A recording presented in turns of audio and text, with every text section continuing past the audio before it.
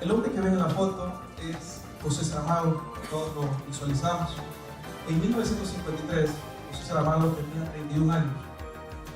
Era un escritor que nadie conocía. Él envía su obra, Claraboya, a una editorial.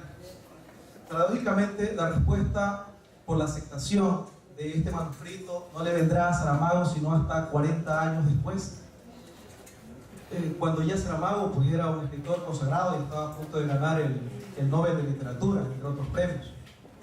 La razón por la cual Claraboya no vio la luz en su momento, en 1953, como ustedes saben y conocen, no es porque tenga una inferior calidad, sino por la omisión de un editor.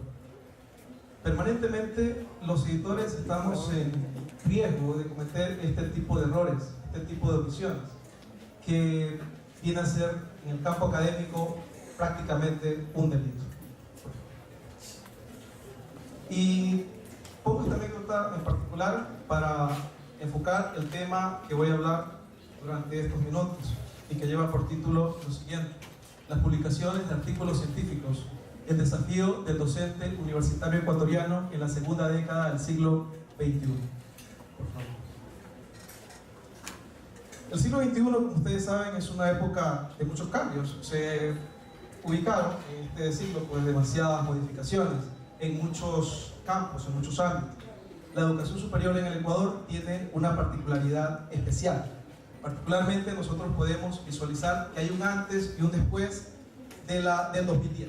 Lo explicaremos en breve. Por encima de todo sabemos que está la ley. El 12 de octubre de 2010 se publica la Ley Orgánica de Educación Superior en el Ecuador.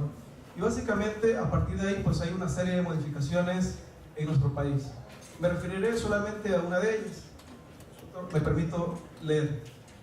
Artículo 150 nos indica explícitamente que para ser docente principal titular de una universidad, entre otras cosas, en el literal B, hay que haber realizado o publicado obras de relevancia o artículos indexados en el área fin en que ejercerá la cátedra individual o colectivamente en los últimos 5 años. Por favor.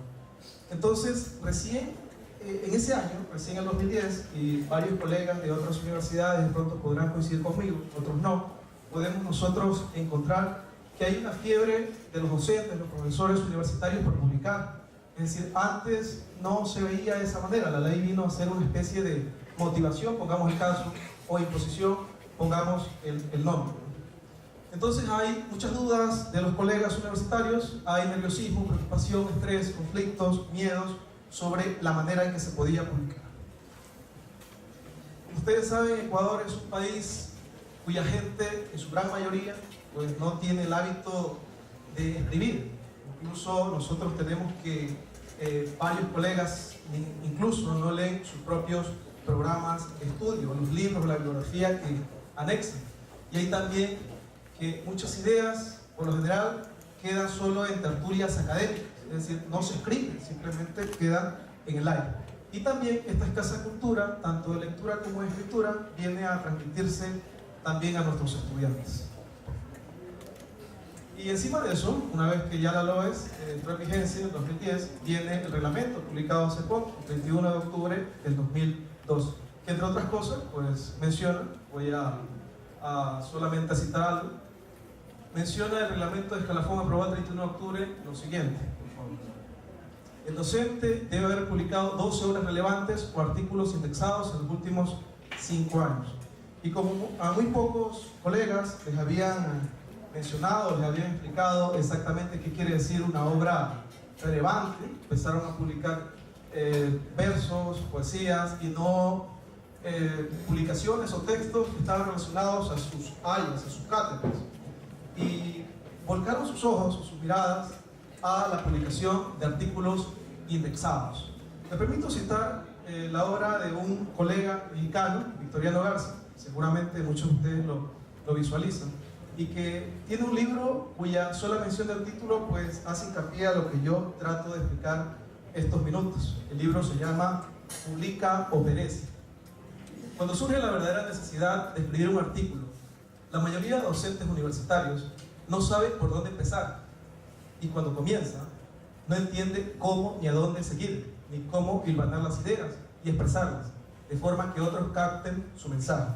Y ojo que Victoriano Garza habla desde su experiencia en México, su universal. Las instituciones científicas vienen a ser ahora una especie de evaluación para la educación superior, y es algo sumamente valioso e importante. ¿Qué es un profesor hoy?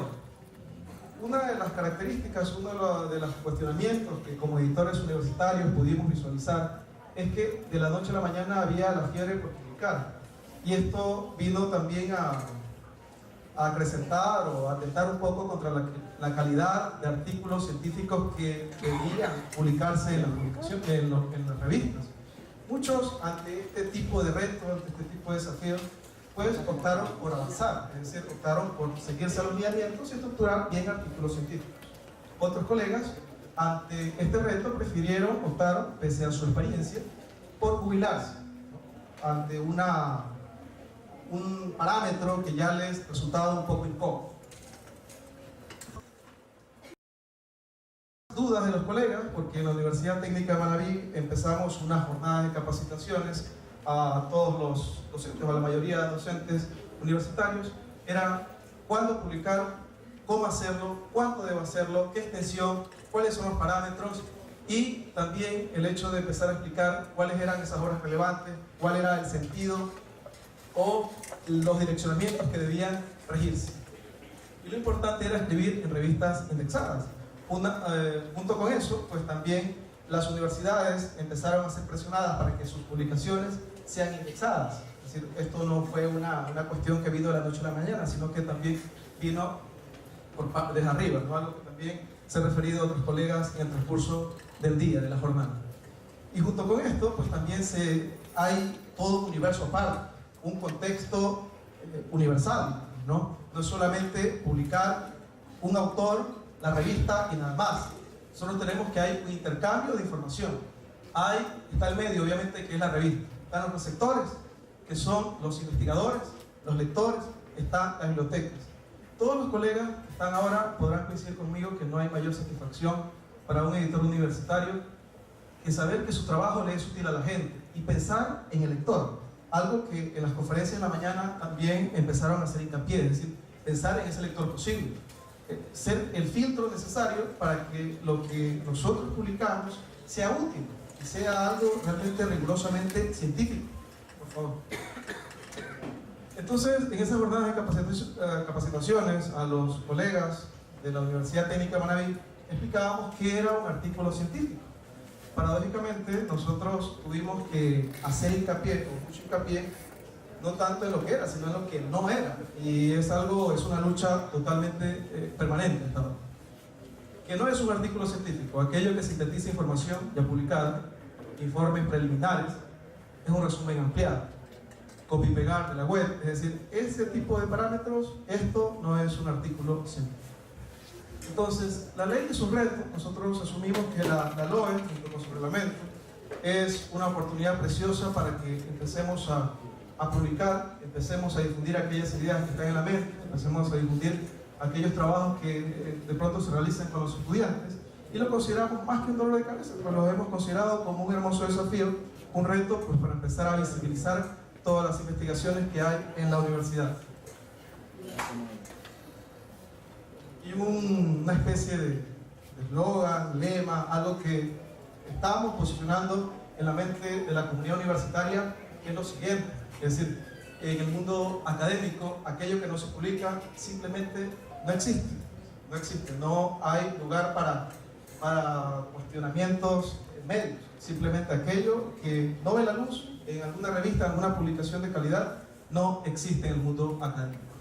Y una reflexión que nosotros tuvimos también de lado al comenzar el proyecto de la revista La Técnica, la Universidad Técnica de Manabí, en abril del 2010, fue precisamente que no deja de ser triste para muchos el hecho de que con la LOES, que fue una motivación, fue un impulso también, o una obligación para muchos colegas universitarios, que a partir de entonces, solo entonces, pues surge la necesidad de que empecemos a publicar. Es decir, antes tenemos un camino muy difícil. Antes no había ningún tipo de publicación, es decir, es muy escaso el tipo de publicaciones que antes nosotros pudimos haber visibilizado o rescatado. Y a raíz de eso, pues estamos haciendo un trabajo de abajo con la revista para que suba algunos peldaños. Hemos conseguido en los actuales momentos que la revista, gracias a todo un trabajo del Consejo Editorial, ubicarla en Latindex, y nuestra intención pues ir escalando los peldaños necesarios que deban seguirse. Entonces, pese a lo que nosotros habíamos comentado, de que es un reto, es un desafío, me permito citar al gran maestro Robert Day, quien menciona que por la improvisación a veces olvidamos algunas cosas que son sumamente fundamentales. El investigador científico quizás sea el único, entre todos, los que desempeñan un oficio o profesión, que está obligado a presentar un informe escrito de lo que hizo, por qué lo hizo, cómo lo hizo y lo que aprendió al hacer. Es decir, es, más que todo, es una vocación, es un desafío permanente, demostrar lo que estamos haciendo en las aulas de clase y también en los laboratorios y departamentos de investigación. Todo este contexto nos lleva a visibilizar cuál es el rol del editor universitario en los actuales momentos. Un rol que ya los compañeros lo han discutido y que me permito básicamente sintetizar. El rol del editor universitario: decidir qué artículos se publicarán, asegurarse que estos artículos estén en una forma científicamente aceptable, es decir, un filtro necesario, ser responsable por los estándares científicos de la revista, mediar la relación autor, árbitro, lector, también es otra medida, otros filtros para que el lector tenga un producto de calidad en sus manos, guardar discreción, ser diplomático y, pese a todo, nuestra misión, y con esto retomo lo que había dicho hace unos minutos sobre lo que no era un artículo científico, es ser éticos. El hombre que vemos en la foto es Lance Armstrong. Nosotros lo conocemos, hace poco dio una rueda de prensa, una entrevista, en la que mencionaba que él había ganado los 7 títulos del Tour de Francia topados, ¿no? Entonces, ¿por qué lo traigo a colación?